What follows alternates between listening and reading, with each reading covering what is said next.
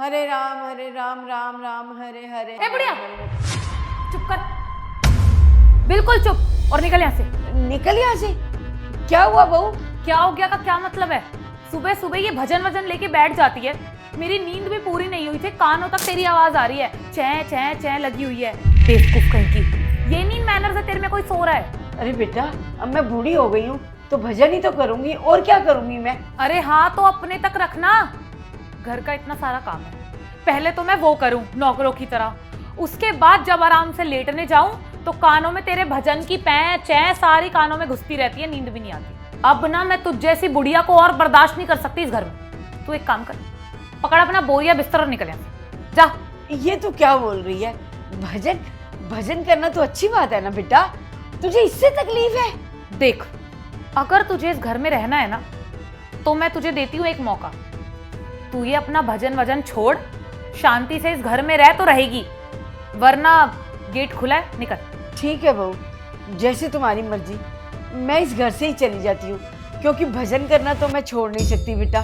देखो, हमारे पास जो कुछ भी है ना वो सब भगवान का दिया हुआ है, यहाँ तक कि ये शरीर भी भगवान का दिया हुआ है। तो बेटे भजन करना तो मैं बंद नहीं कर सकती। हाँ हाँ, तो तेरे को रोका किसने है? अच्छा ही है, हमारे घर में एक आदमी का खाना भी कम होगा और तेरी ये पै चाचे भी कम होगी। जा हमारे घर से चली जा तू। जा रही हूँ मैं यहाँ से, लेकिन ना एक बात हमेशा याद रखना, अगर मेरे बेटे को ये सब पता चलेगा ना तो अच्छा नहीं होगा बेटा।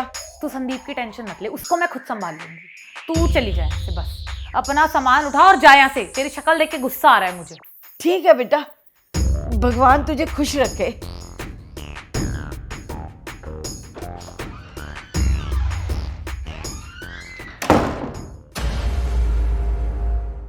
अच्छा है, इस बुढ़िया के जाने के बाद मुझे शांति मिली। घर में कितनी शांति है, कितना अच्छा लग रहा है।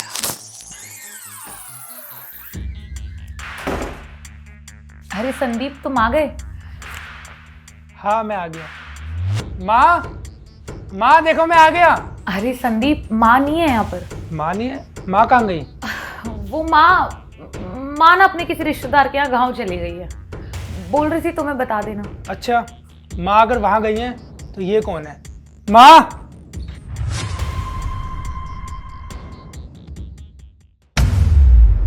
अरे माँ, आप यहाँ पे?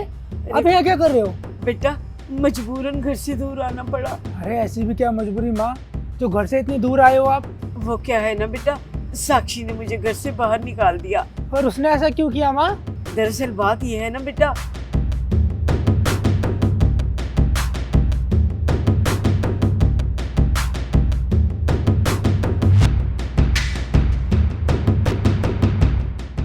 अच्छा, साक्षी ने ये अच्छा नहीं किया।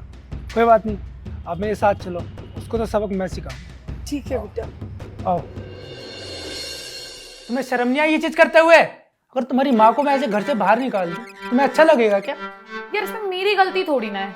तुम्हारी माँ सुबह सुबह टेप रिकॉर्डर की तरह चालू हो जाती है, मैं आराम से सो रही होती हूँ, सारा काम करके भजन गाने लग जाती है। यार मैं भी इंसान हूँ, मेरी नींद डिस्टर्ब होती है, मैं क्या करूँ? मुझे आ गया गुस्सा, मैंने बोल दिया इतना उल्टा सीधा और भाग गई फिर घर से। वाह साक्षी, तुम्हें अगर तकलीफ भी है तो किस चीज से? भजन करने से। अरे आज जो कुछ भी है ना, हम भगवान की वजह से हैं। ये संसार बनाने वाले भगवान है, तुम्हें उनसे दिक्कत है, उनके भजन से दिक्कत है। गलती तुम्हारी है कि तुम लेट सोती हो और लेट उठती हो, माँ की नहीं। यहाँ माँ बिल्कुल ठीक है, गलत तुम हो। और जो लड़की मेरी माँ की इज्जत नहीं कर सकती ना, वो इस घर में भी नहीं रह सकती। इसलिए अभी इस घर से निकलो।